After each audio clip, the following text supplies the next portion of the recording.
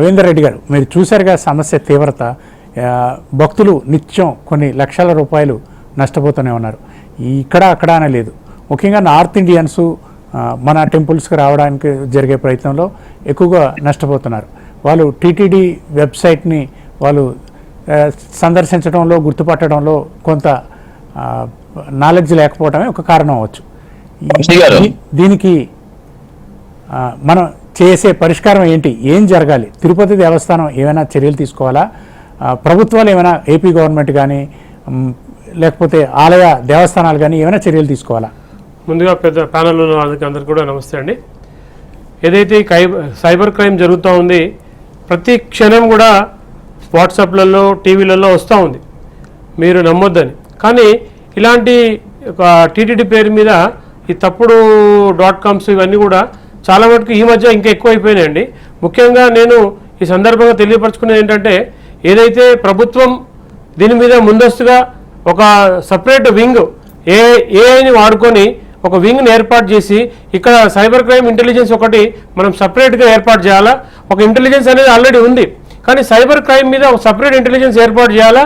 తర్వాత ఇక్కడ మనం నిత్యం కోట్లాది మంది భక్తులు తిరుపతి దేవస్థానానికి వస్తూ ఉన్నారు. మనం ఇక్కడ సైబర్ మాత్రమే చూస్తూ ఉన్నాం, అక్కడ దేవాలయం దగ్గర కూడా జరుగుతూ ఉన్నాయి.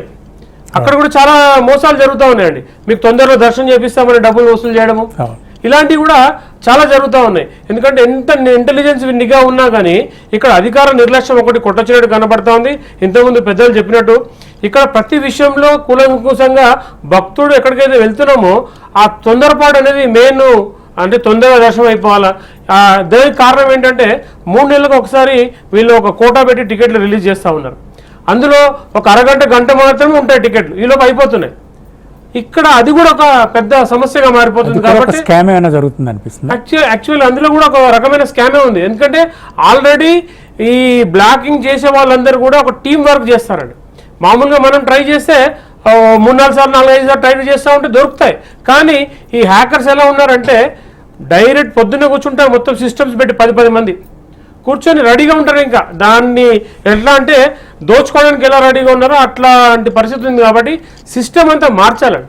టీటీడీలో ఫస్ట్ వ్యవస్థ అంతా మార్చాలి. ఎందుకంటే కోట్ల రూపాయల ఆదాయం కలుగుతూ ఉంది. ప్రపంచానికే తలమానికమైనటువంటి ఒక దేవాలయం. మీరు గమనిస్తే హిందువులకు ఒకే ఒక దేవాలయం అండి తలమానికంగా ఉన్నటువంటిది తిరుపతి దేవస్థానమే.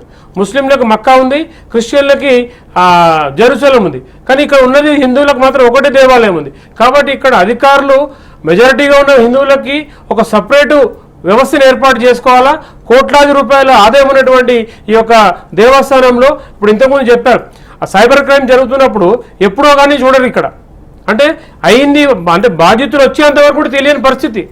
అక్కడ మనం లాస్ట్ టైం కూడా చూసుకున్నాం, టికెట్ల మీద ప్రింట్ చేశారు, అన్యమత ప్రచారం చేశారు టికెట్ మీద వెనకాలే. అట్లాంటివి కూడా జరిగినాయి. కాబట్టి ఎంత నిర్లక్ష్యంగా ఉన్నారో చూడండి.